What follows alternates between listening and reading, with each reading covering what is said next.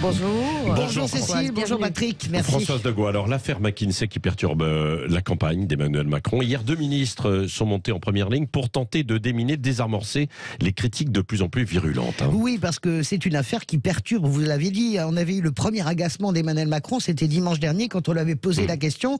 Eh bien, il avait répondu de façon très énervée qu'on aille au pénal, c'est la version plus soft qu'il vienne me chercher de l'affaire Benalla. Et puis, pourquoi elle est fébrile? Parce qu'on a vu l'organisation carrément au débouté hier de cette conférence de presse avec 2 ministres, pas moins, pour tenter, comment dirais-je, d'arrondir les angles, de donner des explications. Ça sent la fébrilité. Et cette conférence, je peux le dire, était lunaire.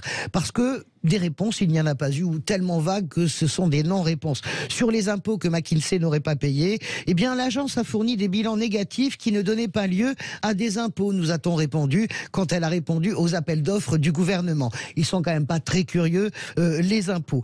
Sur les sommes faramineuses, c'est assez simple, on n'a pas le bilan total parce que c'est difficile à faire, mais on le fera prochainement, on vous le promet. Sur le recours abusif à ce cabinet de conseil, vous savez, c'est pas nous, Nicolas Sarkozy, entre 2009 et 2011, a fait bien plus que nous. Donc d'un côté, on n'a pas les sommes, mais de l'autre, on est capable de dire que sous Sarkozy, c'était pire. Et puis le plus grave pour moi, et ça c'est la presse qu'il faut incriminer, la véritable question n'a pas été posée une seule fois. La question, c'est les liens entre McKinsey et Emmanuel Macron, entre le dirigeant de McKinsey et Emmanuel Macron. Le fait que beaucoup de membres de cette agence étaient dans l'équipe de campagne en 2017 du candidat Emmanuel Macron. Rien là non plus n'a été posé. Ils ne sont pas très curieux, nos amis journalistes. Et sur la forme, vous relevez ce matin des ambiguïtés gênantes à 10 jours du premier tour. Oui, bien sûr, parce que 2 ministres dans leur ministère qui défendent un président candidat à 10 jours du premier tour, eh bien, ça ne se fait pas.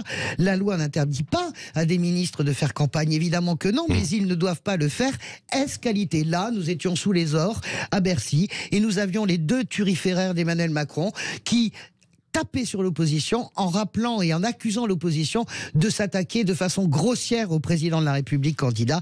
Ça, c'est vraiment une ligne jaune tranquillement franchie. Idem pour le meeting du candidat président le 2 avril à l'Arena. Vous savez que on a du mal, semble-t-il, à remplir cette salle. Eh bien, les ministres appellent les sympathisants à venir à la Défense Arena depuis leur compte Twitter officiel du gouvernement. C'est strictement interdit. On s'arrange, on transgresse, on s'assoit même dessus sur les règles. Ça donne une idée de ce qu'a été ce quinquennat.